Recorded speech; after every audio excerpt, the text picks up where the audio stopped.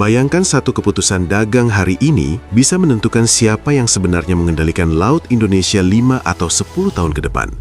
Bukan perang, bukan invasi, tapi lewat tarif impor dan tawaran drone canggih. Inilah fase paling keras hubungan dagang Indonesia-Amerika Serikat sejak era America First. Tekanannya tidak lagi dibungkus bahasa diplomatik. Pesannya jelas, beli produk bernilai tinggi Amerika, lalu kita bicara tarif. Pertanyaannya sekarang, apakah Indonesia sedang diuji kedaulatannya atau justru sedang menunjukkan kelasnya? Dan jawabannya tidak sesederhana yang terlihat. Hubungan dagang Indonesia dan Amerika kini bergerak ke pola lama yang kembali dihidupkan Donald Trump.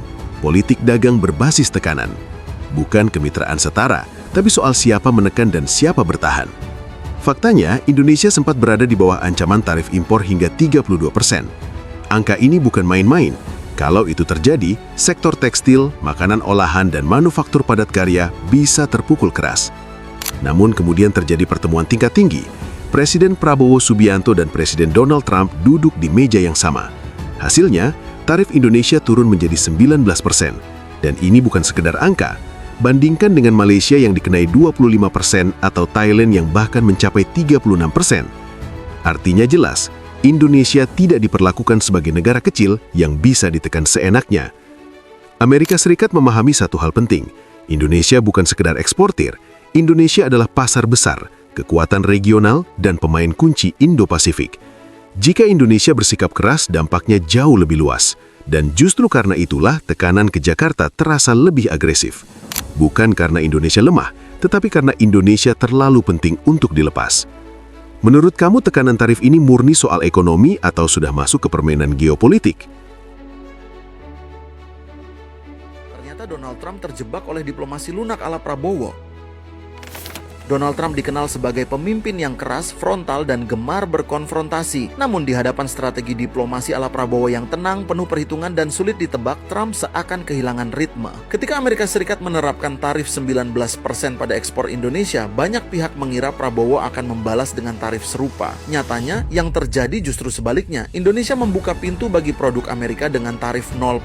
Langkah tak terduga ini membuat Washington terkejut. Di satu sisi, tarif tinggi dari AS membuat rakyat Amerika membayar lebih mahal untuk produk Indonesia. Di sisi lain, kebijakan tarif nol justru memungkinkan rakyat Indonesia menikmati produk-produk Amerika dengan harga lebih terjangkau. Prabowo tidak sekedar membalas, tapi mengubah permainan, di mana dari konfrontasi menjadi strategi jangka panjang. Dengan bebasnya produk Amerika yang masuk, Indonesia membuka peluang transfer teknologi dan akses ke inovasi tingkat tinggi, dari peralatan medis mutakhir hingga teknologi pertahanan. Sebagai imbal balik, Amerika juga mulai melunak terhadap kebijakan hilirisasi Indonesia yang selama ini mereka tolak keras. Produk olahan nikel dan tembaga Indonesia kini masuk ke pasar Amerika membawa nilai ekspor besar. Tarif nol bukan keputusan spontan. Ini bagian dari grand strategy, memodernisasi pertanian, kesehatan, hingga militer sambil memperkuat kemandirian bangsa. Trump mungkin merasa menang karena produknya bebas masuk Indonesia, tetapi sejatinya Indonesia yang sedang menyerap kekuatan Amerika. Diplomasi senyap Prabowo ini menggeser peta kekuatan tanpa perlu konfrontasi. Kalau tanggapan kalian gimana nih?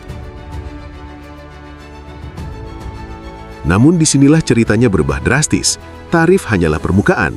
Di baliknya, ada tawaran yang terlihat menguntungkan, tapi menyimpan konsekuensi jangka panjang. Di titik inilah drone maritim buatan Amerika mulai masuk ke cerita. Di atas kertas, drone ini tampak ideal, canggih, modern, dan cocok untuk negara kepulauan seperti Indonesia. Tapi Indonesia membaca lebih dalam. Drone ini bukan sekedar alat pengawasan. Ini adalah pintu masuk ke ekosistem pertahanan Amerika yang mencakup perangkat lunak, pembaharuan sistem, suku cadang, integrasi data, hingga batasan operasional. Masalahnya sederhana tapi serius. Sekali masuk ke ekosistem pertahanan Amerika, keluar bukan perkara teknis, melainkan politis. Malaysia sudah lebih dulu merasakannya. Membeli, bergantung, lalu perlahan kehilangan ruang manuver. Bagi TNI, ini berpotensi menciptakan ironi besar. Laut Indonesia diawasi, tetapi kendalinya tidak sepenuhnya berada di tangan Indonesia. Kalau kamu berada di posisi pemerintah, kamu akan memilih mana? Alat canggih sekarang atau kemandirian jangka panjang? Tekanan pun tidak berhenti di situ. Dunia usaha mulai gelisah. Sektor padat karya mulai merasakan dampak. Banyak pihak mendorong jalur aman agar hubungan dagang tetap stabil. Tapi Indonesia justru mengambil langkah yang jarang dibahas media. Pemerintah tidak panik. Dengan tarif 19%, posisi Indonesia justru relatif lebih baik dibanding banyak negara ASEAN. Pemerintah bahkan menilai kesepakatan ini masih bisa menopang pertumbuhan ekonomi di kisaran 5% selama ruang ekspor tetap dijaga.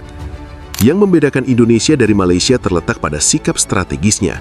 Malaysia cenderung mengalah demi stabilitas jangka pendek. Indonesia memilih jalur sulit, berhitung demi kedaulatan jangka panjang. Para diplomat Indonesia di Washington bergerak agresif. Jakarta menawarkan alternatif, investasi langsung, hilirisasi industri, kerjasama strategis non-militer, serta diversifikasi mitra dagang dan pertahanan.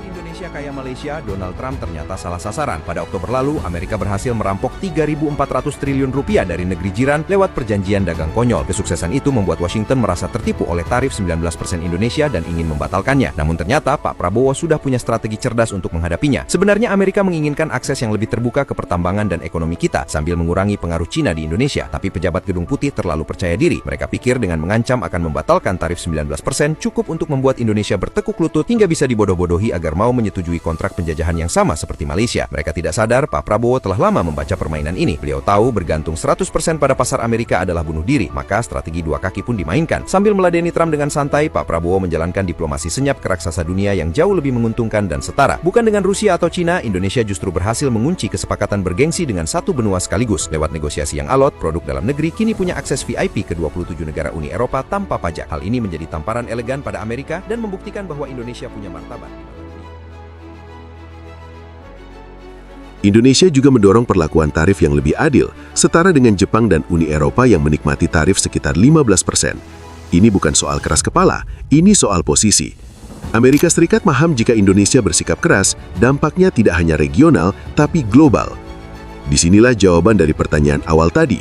Drama drone maritim ini bukan sekedar alat militer, ini soal siapa yang menentukan arah kedaulatan teknologi dan keamanan laut Indonesia di masa depan. Geopolitik modern bekerja dengan pola sederhana, yang kuat menekan, yang lemah membeli. Pertanyaannya sekarang jelas, apakah Indonesia akan mengikuti jejak Malaysia yang memilih patuh demi kenyamanan jangka pendek, atau tetap berdiri tegak menjaga kedaulatan meski harus menghadapi tekanan ekonomi?